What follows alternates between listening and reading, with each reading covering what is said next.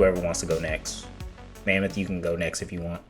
I picked Steven Universe, and That is an it's interesting choice. You know what's funny though? You're not wrong. That is actually a show that's very anime influenced. like it's an original work, but there's so many references to like anime and geek culture in general. Like you know how like in a Kojima game you can kind of see like the movie references that he makes. Of course. Yeah. In Steven Universe, there's references to anime and gaming that are like surface level. Like he has a GameCube in his room, but then there's deeper stuff like, oh, this character is designed like another character from an anime in the 80s. And it's like, oh, this show was made by weebs and nerds, and it Yeah. shows in like the designs and the environment work and some of the interests that the, the characters have. Like the first big arc, like season 1, is a lot like I want to say it's a lot like DBZ's Saiyan Saga, where like The first Raditz, yeah, like Raditz comes to Earth. He's like, "Where's Kakarot? I need to find Kakarot. We have work to do." Steven Universe had a similar element where like Mm. I should probably preface that Steven Universe is about a kid named Steven who is half human and half gemstone, and the gems are sentient rocks that have like hard light forms that allow them to, walk and talk and do other stuff. Which But he's a does hybrid. which does come into question. How does a human have That I've seen I still all don't fully understand, and I've I don't seen think I ever will. yeah, I think I've seen all of it. I haven't seen like the parts where he's like older. I haven't seen that series, but I saw like the first original stuff. Yeah, that's actually one of the things I'm on the fence about recommending is that early Steven Universe had god awful pacing. Like East Blue One Piece pacing. Oh fuck. Like trying to get plot was rough. And it wasn't necessarily like the fault of the showrunners. I know there were some behind the scenes issues at Cartoon Network that made getting episodes out difficult, but it took far too long to like world build. Because we would get hints of things and it wouldn't be explained until much later. Hmm. And it's like it's hard to keep your interest in the show when we're not getting anything out of it. But like the first season is set up very similar to the Saiyan saga, where Steven could take the place of Gohan as like this hybrid who knows nothing, and he's thrust into this Conflict. world where like this conflict, and he didn't. am I remembering correctly that Goku died fighting with Raditz, Yeah. Piccolo Special Beam Cannon? There was and Steven, he's not raised like he has his dad, but he's not raised by his dad. He's raised by The three crystal gems, the crystal gems, who were his mother's friends slash subordinates, and they kind of keep him in the dark about a lot of the things that went on in the past, as well as some of the threats that are going on. Yeah. So like at a random point, he goes, "Oh, all the monsters we fight, they used to be gems like you?" And, and they're like, "Yeah, Steven, sadly, they've lost their mind or are now uncontrollable monsters." And he's like, "What the hell is that going to happen to you guys?" But yeah, the big thing was in season 1, an enemy sentient like gem shows up, and it's like, "Oh, this is Raditz showing up on Earth This is and Raditz. actually being a threat." Because the crystal gems don't actually really face a difficult time against the monsters like the gem beasts. But when Jasper, the enemy gem, shows up on yeah, Earth, it's like, oh, Jasper. she's wiping the floor with everyone. And this is the first time we've seen them actually be like in struggle. trouble. Yeah. But I saw that parallel and I was like, dang, this is kind of fun. But then, sadly, after that, it's just like I don't want to say, I don't want to call it filler, but it Oh, it's didn't. filler.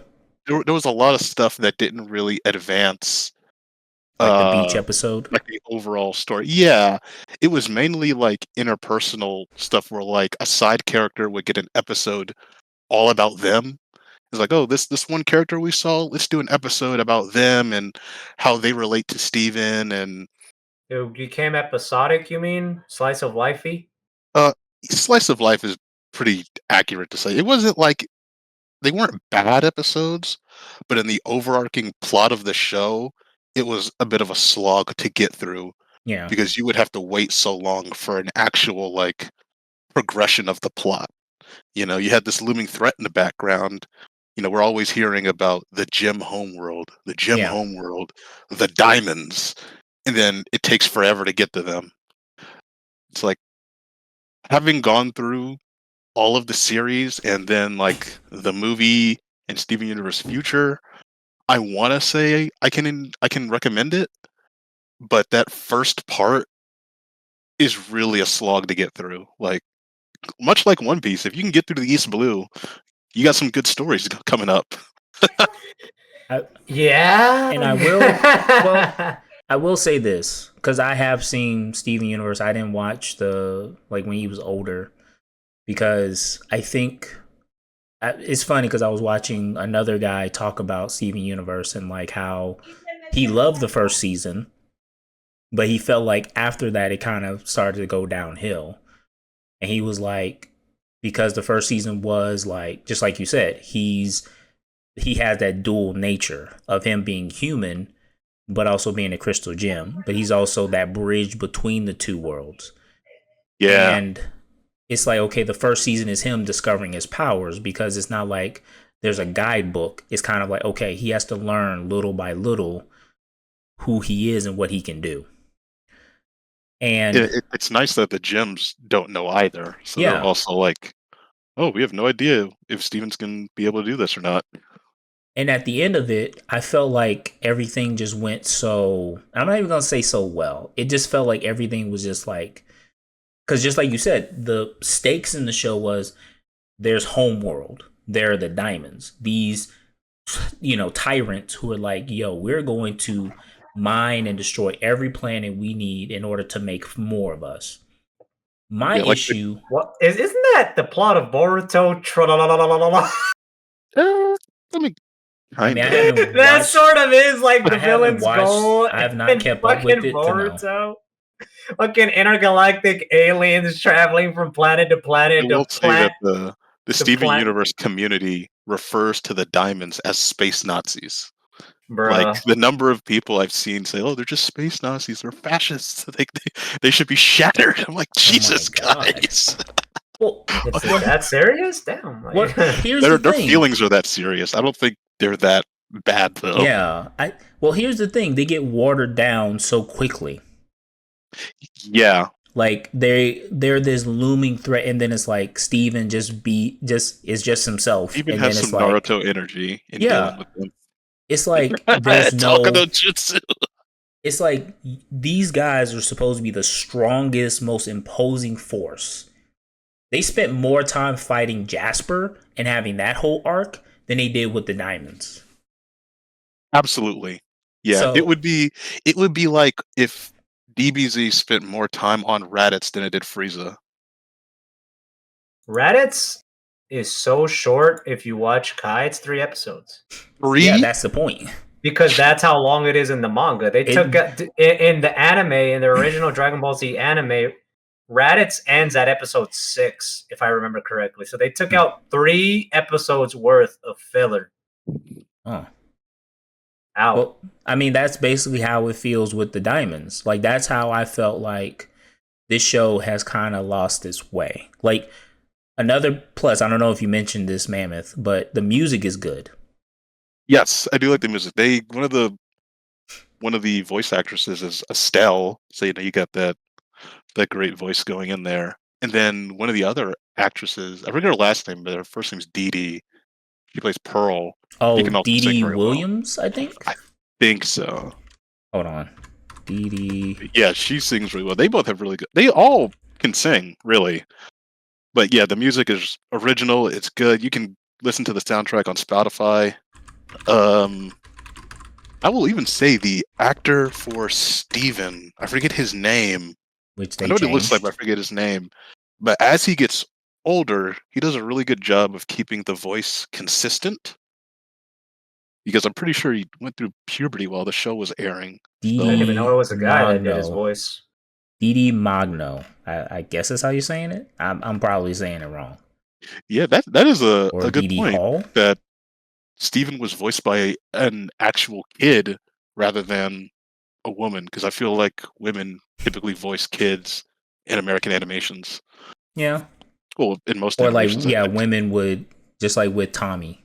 Or no, not Tommy. Yeah, no, Tommy Yeah, Tommy was what's her was a face? female. I forget her name though, because she did a lot I of feel bad that I kids. forget actors' names.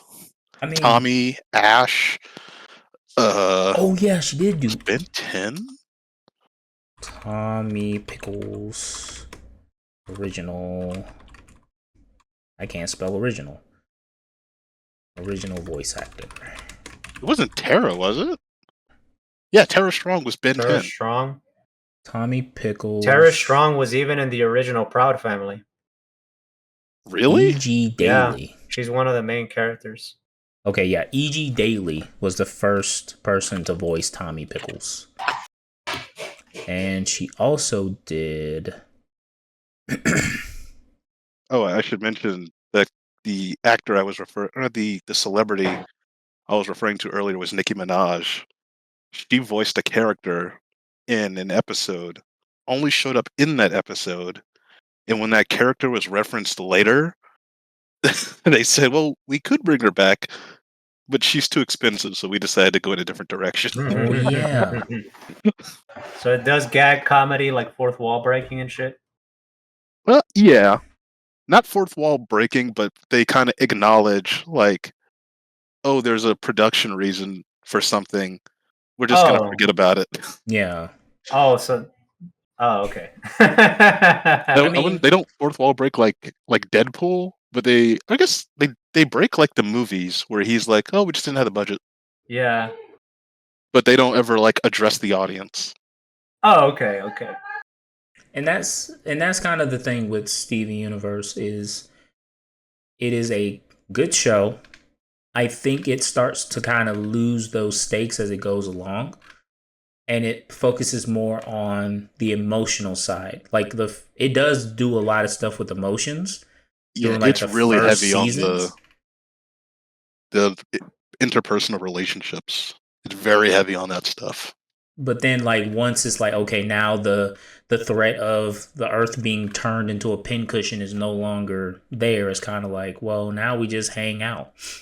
We can just kind of do our own thing. I mean, that's kind of funny when you put it that way. And like, what now? I mean, Yes, no, just that's chill, dude. That's literally Like what happens. after season 1, Steven's big dilemma wasn't even that some crazy, almost world-ending stuff happened. His big dilemma was, do I tell my friend that I was in danger? Yeah. He's like avoiding her calls. He's like, I don't know if I should talk to her about this or not. Like, he's more concerned about sharing his feelings than having like gone through that like ordeal. Bruh. So yeah, it is definitely one of those that I've seen. It starts off pretty good, but I will say that like the whole idea of him growing up, I'm like, I do kind of feel like that probably could have been like a movie, maybe just on its own. Yeah, But I I mean, think to the each their movie own. came in between the two series. Yeah. I forget because for some reason the ending of the show happened fairly quick compared to the start, where like That kind is of like true. Attack on Titan, we got a big hiatus where stuff just wasn't releasing. And then towards the end, it's like, okay, here's the final season, here's a movie, here's a spin-off show, and that's it. Or not a spin-off, but like a sequel series to wrap everything up. Yeah. Which reminds me, there's so much anime I need to buy, which includes Attack on Titan. But well, Yeah, I would recommend it to any listener if you can get through like season 2 and 3, maybe you'll be fine. yeah, Season 1's solid, but be prepared for a lot of downtime and like side stories. okay. I think that is a fair assessment. I'm not gonna lie, that was definitely not the series I thought you were going for. I definitely was like, you're either gonna do. I thought you were gonna do Teen Titans, That was my backup. but I mean, Steven Universe is definitely a good one. Venom, what is your series of choice? I mean, it's Castlevania, to be honest with you. Okay. Awesome What? series. Yeah, Yes, viewers. I'm sorry. I'm sorry to put it to you like this, man. Sorry, but anime are cartoons, dog.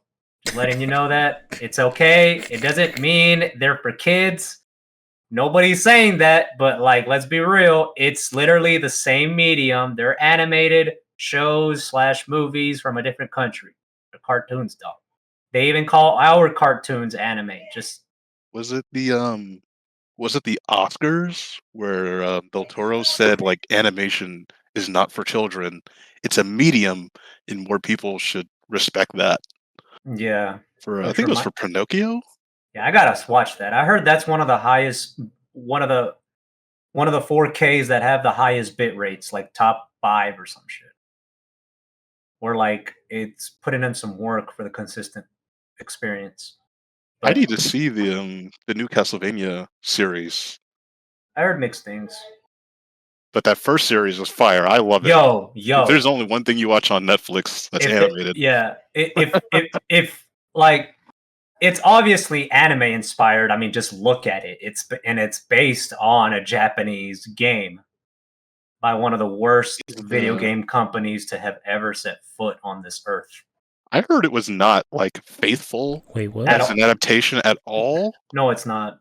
But it was still like if you're gonna like differentiate between source material and an adaptation, this was like the best you could possibly do.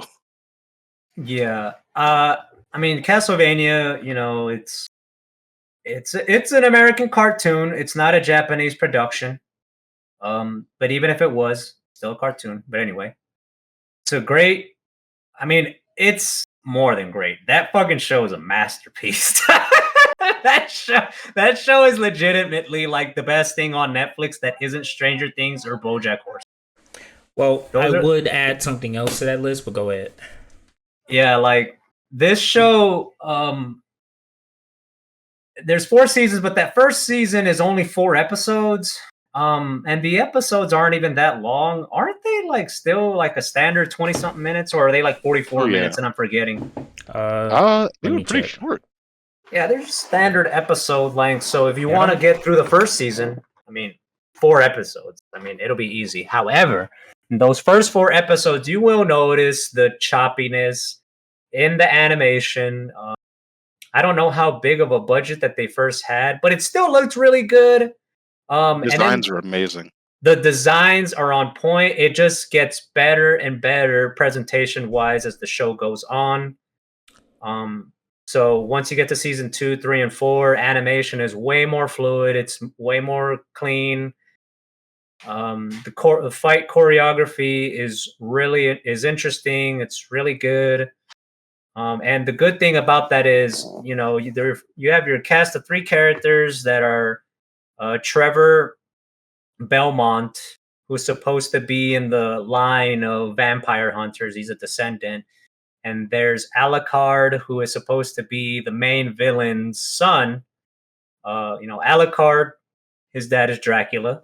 And I know I'm recommending the show, and it's unfortunate that it's this character, but I do not remember the female chick's character Sypha. name. Sypha, yeah, Sypha. Sorry, but that's not a Better reflection. version of Sakura.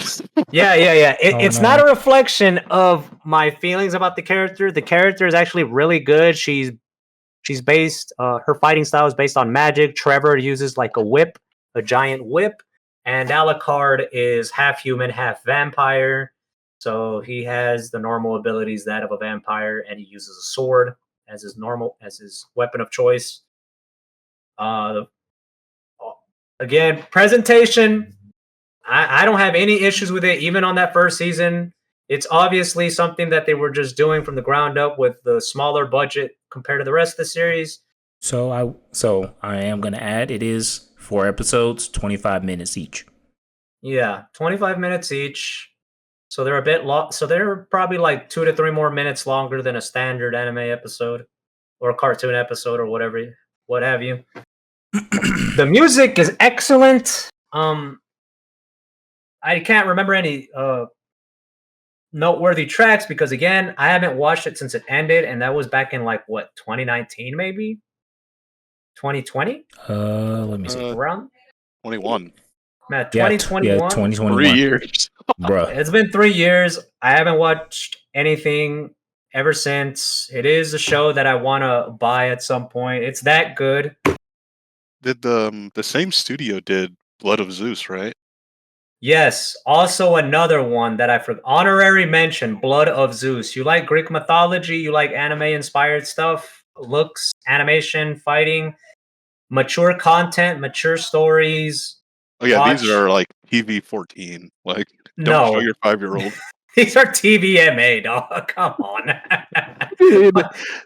They're TVMA. I mean, they say fuck in the show. True. They're rated R shows, mature content, mature storytelling. I don't. It rains blood in episode 1. Fantastic. Yes, yeah, it's very bloodtastic. I'll say that. What the? I can't really speak, enough about the fights. There's plenty of them. They're all really fun and nice to look at, which is what you want, especially on a show that looks like this. Of course. Again, All the characters are likable. All the characters are likable. All the villains are likable. As if you hate any of them, it's probably because you love to hate them. I don't see how you can hate any of the characters. They're all written pretty good. And the voice work. Oh. The voice work is excellent. Everybody gives it their all. Everybody takes the story seriously. It's written by Garth Ennis. Garth Ennis? Or no. It was Warren Ellis. Warren Ellis. My fault. He unfortunately got accused of some sexual misconduct allegations, so that's why he didn't write the second show. So, but regardless, he's a renowned comic book writer. So he happened to give his strengths on this. Whatever he did, true or not, I honestly don't know. His writing skills are impeccable in this show. He knows what he's doing. He knows the story he's trying to tell. It's a very complex narrative of, in terms of like what it means to be a vampire. I mean, can vampires still be good? Are they worthy of salvation even after the fact that they did what they did? You never, of course, like many stories, you never get told when Dracula became Dracula and why he became it and you barely ever get any information in any story that features him as to why he did it. He just is Dracula already at the beginning of the show. But the premise is that, of course, he falls in love with a human lady. She's a magician. And this story takes place in the late 1400s. So, and, back then, if religious people or zealots were... the church, the original bad guys in the show. Yeah, like in this show, like the church is pretty abhorrent in some of their treatment of people, whether they're guilty of whatever they're doing or not. They're pretty hardcore. I mean, obviously they're a bit harder core because it's a fictional dark fantasy show. In tone, very akin to Berserk. It's actually it's quite dark. It's very dark. It's very violent. It's brutal. It's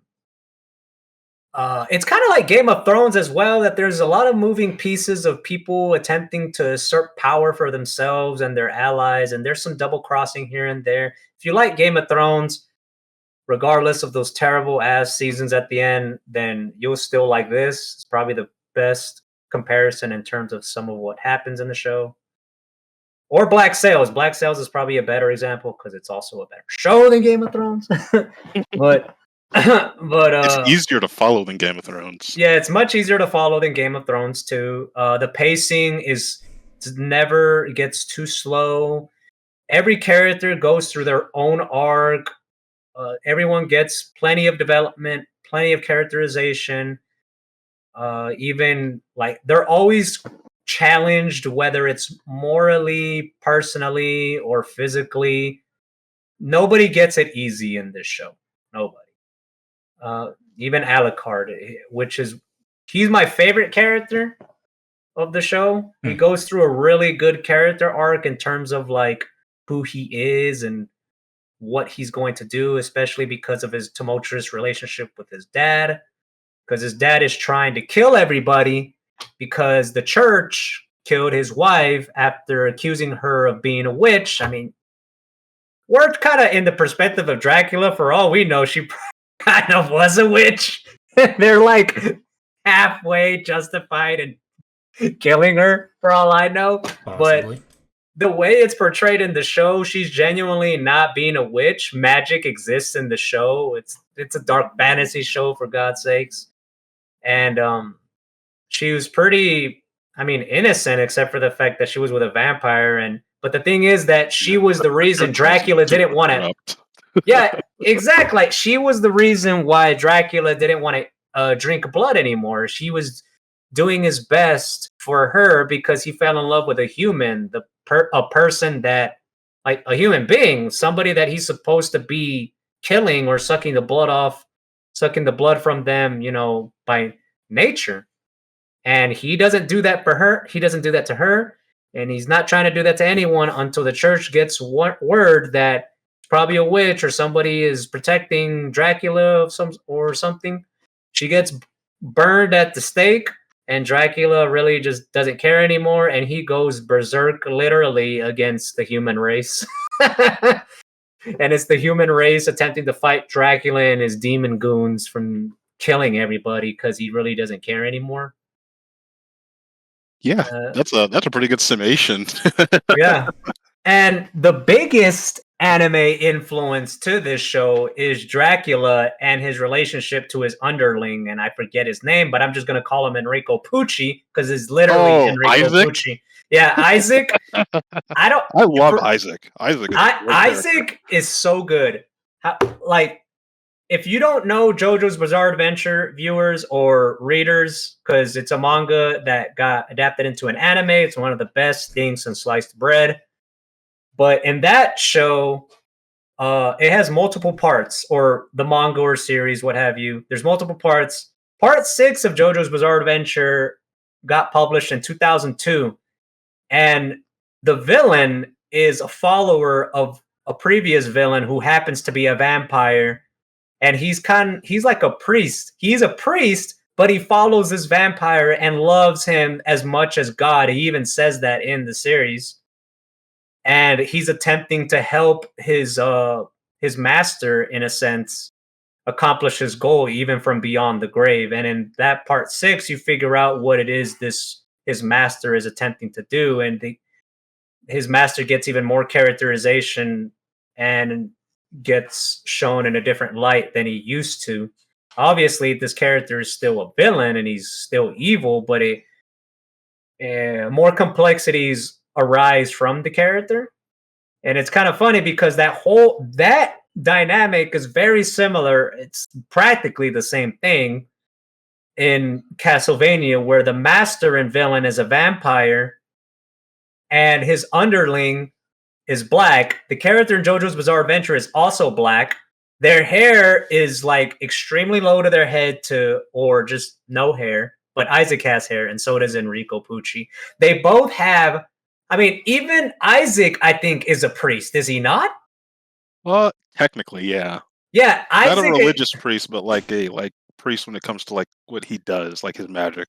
Yeah, like he's also technically a priest, and he also has undying loyalty to his master, despite that his master is a vampire and wants to kill everybody that's human, except that excuse me, he sees something in Isaac that he doesn't see with other people, and he has no intention of killing Isaac. The relationship is really interesting to watch unfold, and again, they're very close to one another, and even after whatever Dracula story,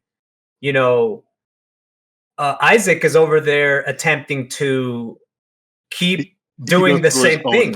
Yeah, he goes through his own thing, but he's also doing things for who his master was. It's just an evolution of what he was attempting to do, because it's not just a matter of like, oh, my body and my will are my masters. No, he is his own character. He has his own agency. He's not Obito.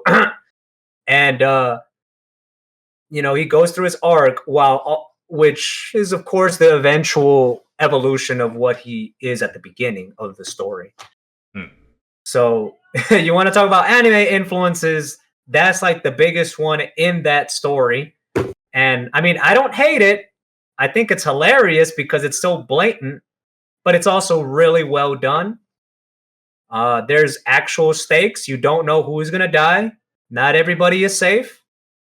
You will be very satisfied by the end of the show. Okay. Again, it's on Netflix. It's a Netflix anime what they call anime production, but anime influenced. Which I have to say I don't like. Yeah.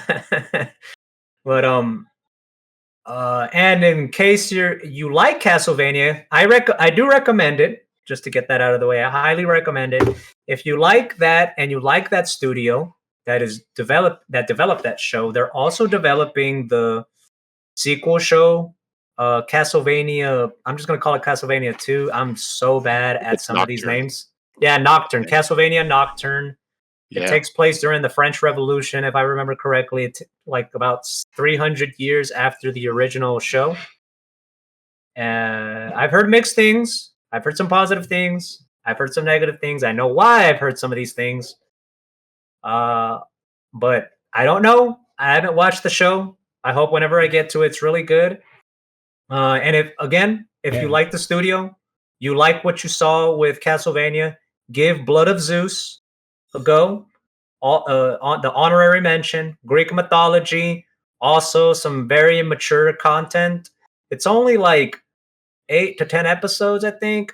They're all pretty standard length. You can go through it pretty fast. Yeah, you can go through it pretty fast. A second season is coming, but it is coming finally. And they're also developing their own Devil May Cry anime. They released, the cartoon with Adi. I didn't know that. Yeah, Ari. So Ari, I forget his last name. I think it's Shakar, I think, maybe. But he's a very big anime nerd as well. He loves anime. And you'll see that through Castlevania. You'll see it through Blood of Zeus. Blood of Zeus is a bit more rougher than Castlevania in terms of its fluidity. Yeah. And animation. But it gets better as the story goes along. It doesn't reach masterful animation level, except maybe in some certain sequences. And again, they're making the new Devil May Cry cartoon / anime, whatever you want to call it. There is a teaser out there if you want to see it. I think that I think it's Dante or Nero, I forget, but it looks like it could be Dante. He just looks a little different because of the art style. And they're also wanting to make a Berserk adaptation. Interesting. So the Ari, he has the Berserk volumes, the big volumes, and when he made a video for Netflix talking about the Devil May Cry show, he's made it publicly known that he wants to do it, and it would be very ironic if America did it right when Japan never did it right. Even that original anime wasn't done right, man. I'm just saying. But highly recommend. Castlevania. Get on that shit. Okay. So I was going to add to that list. And the reason why I said I hate Netflix, I guess, funded or created anime is because if Netflix goes away, so do those series. Because Komi-san is on Netflix. That is a series I've read for a long time, and when they animated it on Netflix, it is phenomenal. But I'm also upset because if Netflix goes away, so does that. So I don't know. This is why, fellas, you buy physical media. I know we thought we were going through this futuristic era, but in reality, if you can't own anything, then I mean, it's gonna get taken away just like that. Look at Disney and their releases. Well, I mean, think about it this way. The Funimation Crunchyroll merger. Yeah, yeah. That too. I mean, but that's the thing. It's like, can you even buy Komi-san in physical media?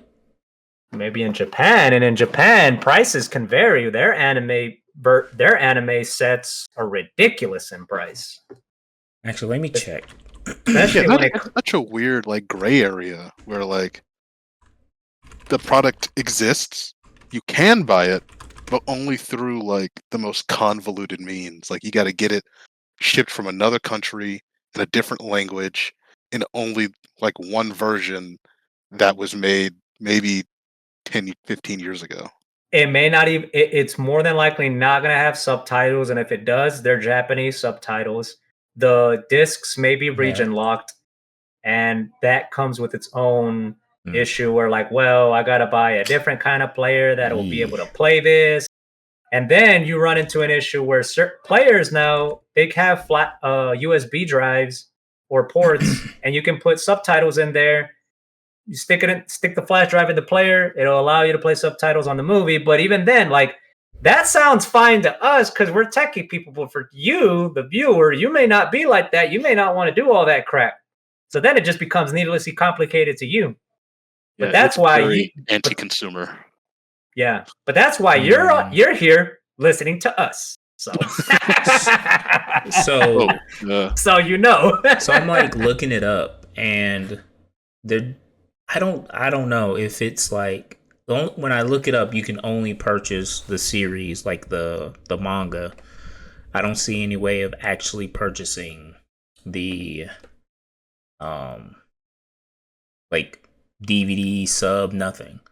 So it's kind of like, I don't know if it's strictly like just literally strictly to Netflix or what, but that is a problem. But yeah, and ladies and gentlemen, this is why you will find this out very quickly that those of us, we prefer PC. With the whole console thing, the whole idea of Xbox makes games that are exclusively to Xbox and basically makes it where, okay, here's a good example. I love Silent Hill games. Tell me why I cannot purchase any of the Silent Hill games on PlayStation Network. Tell me. Sony won't even allow you to purchase the games online as a digital version. They force you to buy their most premium subscription of their online subscription to even access those games. And even then, you don't even own them. You can only stream them, so you're at the mercy of your own internet connection. And I know some of y'all don't have good internet connections. Yeah, and sometimes that's not even your fault. Yeah, and that's the problem. It's like, why is it that I cannot, like back in the day, folks, you're going to learn our ages very quickly. But we used to go to Walmart, like go to the thing, and you could see all the games behind the glass. You could play games. Demo them. Yeah, you could demo them. Like, oh my god, it was so much more like, I can own this game. Back in the day, there were no patches. A game was released as it was. As in, if a game was broken and buggy, either they had to redo the whole thing and ship out new ones, or you were just screwed.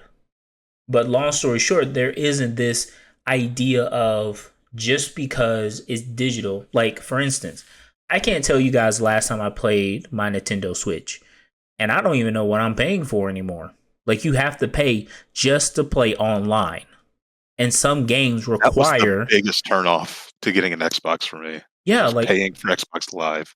Even even then, that infiltrated Sony. Yeah, and that infiltrated Sony too. PS3 used to be free, and now it's not. And the only place that's free now is literally PC. Or you know what's funny phones. That? when the paying for online can be enabled and disabled because when did this? Rockstar did this for GTA Online, where they ran a promo, and the online was free for people who did not have PSN or Xbox Live. They could just play the game without having to worry about a subscription. What? And I'm like, if they can turn this on and off at the developer or like publisher level, why is this like a thing? It's 'Cause they're steady getting- cash for flow. money, but Yeah, because they're It's getting. steady cash flow. It is the like same knowing it issue. can be turned on and off. Oh, It is literally the same issue with live service games. Instead of making a game where without those elements, it is good. Like, why is it that every single game that comes out, and we can talk about this another episode. It was just something we talked about and just kind of came up. But why is it that every single game has to be Fortnite? You guys, I don't know if any of the viewers have played Dragon Ball The Breakers. I bit the bullet for the three of us, and I played it because it was free on PlayStation Plus. And when I tell you, it was the most boring game I've ever played in my life. oh no! It Wait, was is that that the, bad? Damn. Remember, is I that told the you. Dead by Daylight clone? Yeah, and Yeah. all the assets are pulled from Xenoverse 2, so they didn't have to do any work with the animations or anything like that. All the character models are literally pulled from that. You are in Kanton City, which is the location in Xenoverse 2. So it's literally just an asset flip. You have everything you need. You're just repurposing it for another game. You're charging people full price. And let's not forget that there's also a gacha system in the game as well. Yeah, So- that's stupid. So the best... That does not sound fun. No, it isn't. Because here's the thing, and this is the problem with a lot of games, especially Dragon Ball Z games. I hate this because I played Dokkan Battle. I played Dragon Ball Legends. They're both phone games. The problem with those games is you have to spend money in order to get the best stuff.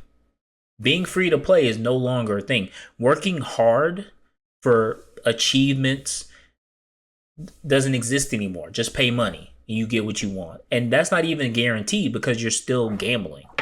You're ultimately buying because they have crystals in the game and you use crystals to, do rolls or whatever. You do the roll, you could spend... I know people who make content on games like Dokkan. There's this one guy who spent like over $1,000 for, I don't know, Gogeta 4. Oh What? God! Yeah. What? I Yes. don't understand the I gacha don't- mechanics of like dumping hundreds or thousands of dollars into like RNG. But here's the funny part. He's smart about it because he makes YouTube videos. So people watch him do it. And then he makes all that money back. But then his viewers, they think, And the I need viewers to... get screwed. It's like, I need to do this too. Like, I'm the kind of person that's like, okay, I use what I have in game. If I don't get the character, then so be it. Like, I'll live. It is a PNG, people. That's me right now with Marvel Snap. Yeah. I'm just grinding along, not paying anything, but just grinding, hoping I get the thing I need. Because here's the problem. If Dokkan, for whatever reason, turned off their servers, you don't get to keep that stuff. That stuff is gone forever. Exactly. So the same thing with Dragon Ball, just Dragon Ball Z games in general, as of late, where there's this element of I have to pay more in order to enjoy the game more. Because Xenoverse does it with DLCs. They're always coming out. They do have free stuff. But the really good stuff you have to pay for. With Dragon Ball Fighters, you had to pay more for the new characters. They weren't free. You paid for the full game, and you also paid for more characters. Games aren't $60 if they have DLC. They're like $100 or $110 now. And I was People going to say, I don't think people will understand that now. It's like, no, games aren't $60 a lot of the times. no, They're actually $70 to $100. I was about to say, And that sucks. Kakarot. I'm trying to think when, like, if people don't know, I'm a Destiny player. Uh, Hmm. from launch to now, I want to say I got the game on Humble Bundle, so I only paid $12 for the base game in the first year of DLC. But each subsequent year, I've spent 70 to $80 for the year expansion after, which by themselves, if you're playing regularly, is not a bad deal. But it does suck that the content, like the story-based content, goes away. Yeah. And from what I understand, that's like a technical limitation on some of the consoles. Like if they pulled a Rockstar and just said, "Hey, people on last gen are not going to get this, so that we can keep it all in the game," I feel like they lose a massive chunk of their players, but the game would be more cohesive. Yeah. It's like at this point, I'm like, what, $300 into Destiny 2 since 2018, Yeah. give or take. I bought on year one, and then I bought each expansion since. I've not bought the final shape, even though I should, because it's the final shape. Well, I was also gonna say, do you feel like what you got for it, was it a worthy exchange? At the time, yes. But now, having lost all of that, it it does feel, I don't want to say I feel robbed, but it's like I paid for a one-time go, and now that that time has passed, I can't relive it, which is Makes one of the sense. reasons I can't recommend the game to anybody new. Like, you're not getting the same experience I got. So it really sucks for like new players trying to get in, or old players who look back and can't experience stuff over again. Yeah, And I just it's looked not. up Kakarot because I wanted to see if they had paid DLC, and they do. Hmm. Yeah, Why? they do. Disgusting. Yeah, paid DLC. The stories that happen after they charge you. It at one hand you can kind of excuse it because it's like, you know what, this is I'm actually technically playing for a sequel, and I just Like, but you're not getting it in physical form. So when you get the physical game, you have everything that's in that disc except for the extra stuff that you need an internet connection for. the best example of this being done right, which I still think is the greatest physical release of a game, is the Game of the Year edition of Arkham City. Oh Where yeah, it Yeah, yeah, included remember yeah, all of those? the DLC, all the costumes, but on the physical disc. yeah, And they barely want to do those anymore. yeah. Like, Cause I think they dropped the Kakarot complete package, or yeah, it's they like dropped $120. and it's like, bro, or like a post release drop where it's like all the content, or like they even did that with Dragon Ball Fighters, where like they released the game again but with the first season pass, but that was just the first season pass. They had like technically 4 seasons, but like one character in the fourth season, Android 21, technically, like lab coat Android 21. And here's another thing too, guys. I didn't notice this. But you also realize in Dragon Ball Z Fighters, you also buy the anime music pack. Why is it that Yeah, in anime music, the games, announcers. why is it that people think that's a good prize? That is a good present. Like, ever since when was spending money on music? Because if the game goes away, then the music means nothing. Like, if somebody wanted to get into fighters and they're like, you know what, I'm gonna pay that $120 for everything, but there's nobody playing, and then they come out with Fighters 2, then you basically wasted your money. Like, I'm looking on Steam at all of the Dragon Ball Z games that's on here. Each and every one of them has some type of monetization. Yeah, Xenoverse 2 is probably the worst fucking offender of it. Like, Yeah, how can a consumer like battle that? you You know, can't. because like it's not really on the dev. It's like the publisher reaching over their head and saying, "Hey, cut this out of the game so we can sell it 6 months later." And Yeah, it's like they're getting screwed and we're getting screwed. How do we, as consumers, fight that? I mean, you just don't buy it. But even then, it kind of sucks because so many people will still drop the money because it's like, bro, but I gotta have it, and it's like, bro, no, Act like you a drug don't. addict. You actually don't need to have it. Well, And that's the thing. It's like there is this consensus of like, okay, we want change, we need to do something, but at the same time, you still have those people that are like, you know what? They're in the middle. It's the middle people that get on my nerves. It's not the extreme fans. It's the people that are in the middle of like, you know what? I'm just gonna buy it anyway, and then I'll judge it for myself. And then it's like, oh, I paid the money for it, but I can't get a refund now. But you still supported it. yeah, it's dumb. It's kind of like the people that blindly, and there's a lot of them, unfortunately, that blindly give Rockstar money with their GTA Online shit. Yeah. Oh my God. It's the worst example ever, Bruh. besides probably Blizzard shit with their games. And it's funny because GTA Online has been out for so long I was about to that if you say, play, you don't need to spend money. Like, the only thing you spend money on is the in-game currency. Every DLC they've dropped has been free. You just have to spend time, but people would rather just spend the money. money. Which Exactly. again is also the trap of like, okay, I'm busy, I got other things I need to do. So, and they take advantage of that. Like, you don't have the time to play to get as good as other people, so why not just put a little extra money down and you'll be just as good as the top player. I think there's a phrase for this where it's like it's not the casual player, it's like the once a week I have 2 hours to play this. It's my only game and I'll spend $20 to play with my friends who have much more time so I can like match up with them. Yeah.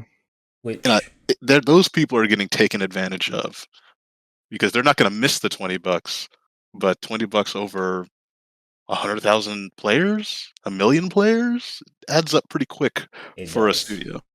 It does. But again, that's just one of those things that's like, you know, what can we do? Like, there's a literal part of me that's like, I just want to cancel my Nintendo Switch subscription because Nintendo sucks. None of their games are ever on sale. Their library list is trash. And yeah. But anywho, I think we can save that for another episode. I'll write that down as a topic. But I think we're pretty much good with our topics here. I think What? There's just one last thing to talk about about right before we end this episode. Yeah. I was going to say we did not do what we said we were going to do. We literally are almost at 2 hours again. Yeah, we're almost at 2 hours again. So hopefully I don't have to do too much editing with the audio for this one, but I think we'll be good. But before we wrap up, back on the tangents. Yeah. But before we close out, Venom is going to give us our next piece of media. For our next episode, we are going to be discussing a movie. And the name of that movie is it's called holy shit. Bro, you're supposed to be more prepared than this. Hold on, man. It's because it's not an American movie, it's a foreign film. Oh no. Oh no. I can only imagine. Okay, so to say it's a Bollywood movie. It's not it's not a Hollywood film. But no. I know. RR? Huh? Is it RRR? Rated R? No, isn't there a movie from Bollywood that's really popular called RRR? Oh no, it's not triple R, but that one is like ridiculous too. So Agnipath, it's called Agnipath, which translates to the path of fire. No, it's not a Naruto reference. I swear to God. I thought you said Agni Kai. No. It's called Agnipath. I figured it might have been something with fire because Agni sounds like ignite. So I was like, I wonder if this means fire, and it is. Agnipath? Yeah, Holy so the shit, this original, movie's 3 hours long. yeah, it's a 3 hour long movie. And I was like, Bollywood movies just casually be dishing out 3 hour movies like it's nothing. It's so funny. It's unrated too. What the hell? Yeah, so like the original is from 1990. Apparently it was a flop. It's like a crime film. But they remade it in 2012 with some popular Bollywood actors. And it's a Young boys. Oh, Priyanka Chopra's in it. yeah. can we So watch this? the remake, the remake is with Hrithik Roshan. He's a pretty I think well regarded Bollywood actor as far as I'm aware of. He's gonna be in Oh, some he was in more. Krish. I wanted to see that. There's From like 3 of Netflix? those. Yeah. Yes, this movie is on Netflix. If you guys if you viewers want to watch this movie with us, if you've never seen it, I highly recommend it. It's also a crime film, takes place in India, of course. It's Hindi language, it's not Bengali.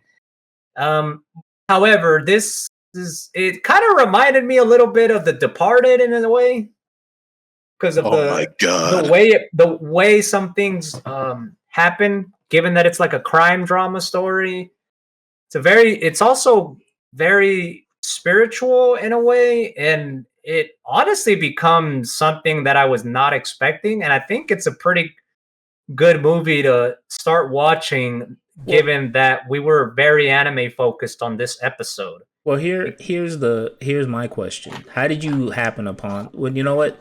Let's save that for the next episode. Yeah, this again, this is a 3 hour long movie, 174 minutes.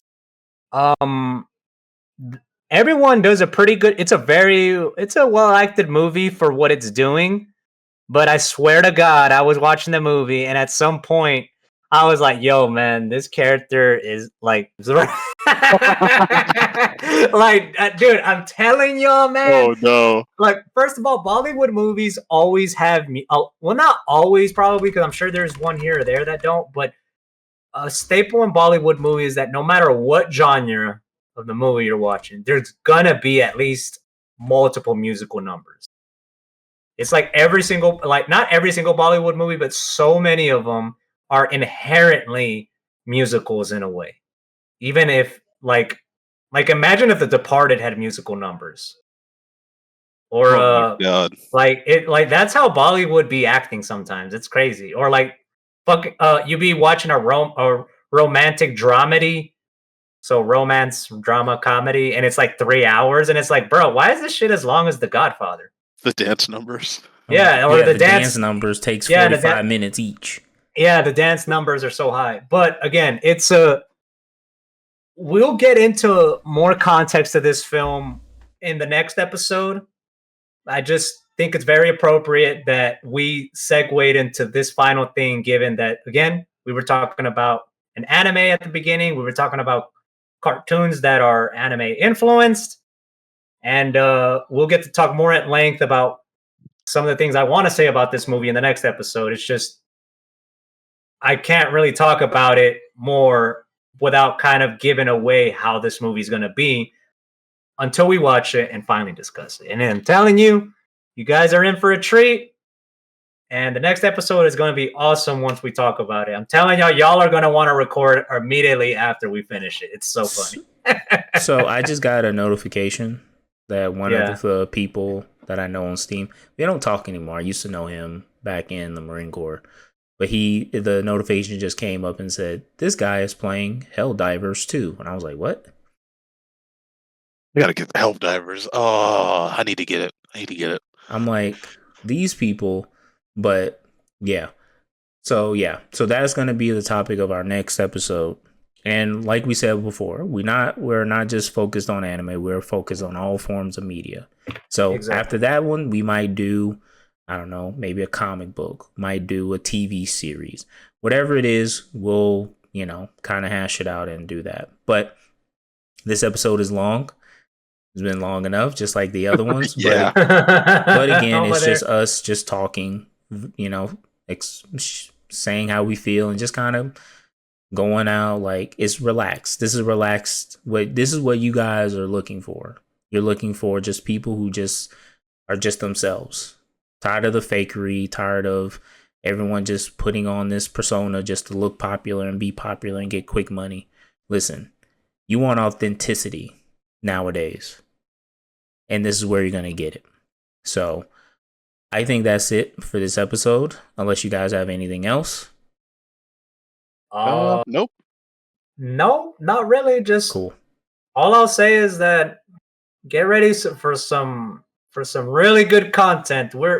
I think it goes without saying that we're based on this first episode and today that we're kind of, I mean, some of these topics haven't been too niche, but we'll delve into some niche material here and there about what we'll watch. Agnipath isn't even a movie that you even see Americans talking about on YouTube. There might be a hidden video out there, but all I've seen are Indians talking about the movie. Like, not much of an American audience, I guess. I'm sure some Americans have seen it, but I tried to find reviews on YouTube, and man, I couldn't find any American talking about this movie. Well, we'll be the first. We'll probably be the first, and probably the last.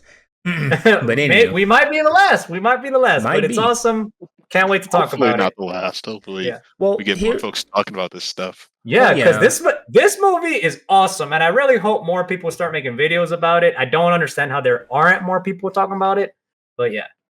Well, again, when you said the name of it, I was like, "What the heck is that?" So Yeah. you don't go into a casual conversation and be like, "Yo, have you guys seen this movie that I can't even say?" Yeah, And y'all like, seen Agnipath, bro? I'm like, what? What is No. that? What's Like, that? And I'm what? like, no, I never heard of it. But yeah, so yeah, I think that is it. Viewers, again, if you're listening to this on podcast, whatever streaming site that you're listening to, please make sure to follow. If you're listening to this on YouTube, make sure to like, subscribe, and continue to listen for more. And other than that, I think we are good. And we will see you guys in the next episode. Sergeant Survival out. Peace out. Venom out. Black Frieza out. Mammoth out, technically.